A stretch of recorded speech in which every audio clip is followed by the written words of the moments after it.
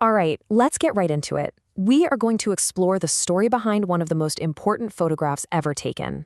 I mean, this is a single image that literally unlocked the blueprint for all of life. It all starts right here with this blurry, kind of strange image. I mean, look at it. It's abstract, almost like something you'd see from a telescope, a fuzzy X made of smudges and spots. This is photo 51. But hidden in that pattern was the answer to one of the biggest mysteries in science, the structure of DNA. So the big question is, how did anyone look at this and see the double helix hiding in plain sight? To really understand the photo, you first have to meet the brilliant, and I mean brilliant, scientist who created it, Rosalind Franklin. Her work was the absolute key that turned this fuzzy pattern into a precise map.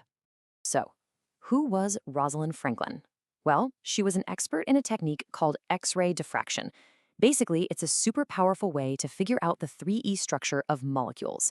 She'd just come from doing groundbreaking work on the structure of coal, of all things, and was recruited to King's College in London to point her skills at the messy biological puzzle of DNA. And her precision, well, it was about to change everything. Now this is where Franklin's genius really shines. She made a critical discovery. DNA actually existed in two different forms. When it was dry, what she called the A form, the pattern was sharp but just confusing. But by carefully adding moisture, she got the DNA strands to stretch out, and that's when this much clearer X-shaped pattern appeared. This was the B form, and this was the one that held all the secrets. And check this out. She had another aha moment. Just by seeing how much the B form loved to absorb water, she figured out that the water-attracting parts of the molecule, the phosphate groups, had to be on the outside, facing out. Think of it like a railing on a spiral staircase. This was a crucial piece of the puzzle, and it put her team on the exact right track. Okay, so here's the really cool part. You have to understand how to read this image. It's not just a picture, it's a schematic, totally packed with data. It really is like a secret code. Every single part of this photo means something. That giant X shape, it screams helix. It's the signature pattern. Then you look at the distance between the smudges. That gives you the exact dimensions of each turn. The repeating spots in that central diamond shape, that tells you there are exactly 10 steps for every full turn of the staircase. And then, the master clue. That missing fourth spot on the vertical line, that was the clincher that it wasn't just one helix, but a double helix. The entire blueprint for life, all laid out in a single pattern. Incredible. But you know, science rarely happens in a vacuum. And cracking this code wasn't just about the science. It was also a tense, complicated race filled with competition and a whole lot of human drama. At the very heart of the conflict at King's College was this just catastrophic failure of communication. The head of the lab, John Randall, somehow led Maurice Wilkins to believe that Franklin was being hired as his assistant. But Randall's letter to Franklin made it totally clear that the DNA project was hers to lead, alone. Can you imagine? This created a super tense atmosphere where real collaboration was basically impossible. One simple conversation could have changed history, but it just never happened. Meanwhile, about 50 miles away in Cambridge, you've got these two other scientists, James Watson and Francis Crick. They're also frantically trying to build a model of DNA.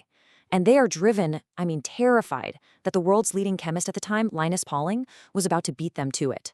The race was definitely on, and they were getting desperate for more data. And this is where the story takes a really controversial turn.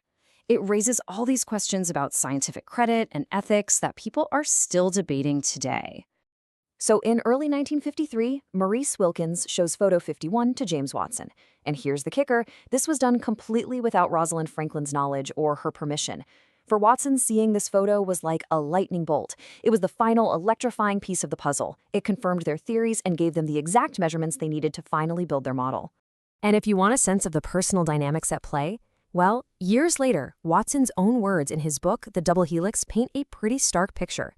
This quote gives you a real, and pretty jarring, insight into the attitudes of the time. So let's just lay it all out on a timeline, because the timing here is everything. Franklin takes the photo in May 1952.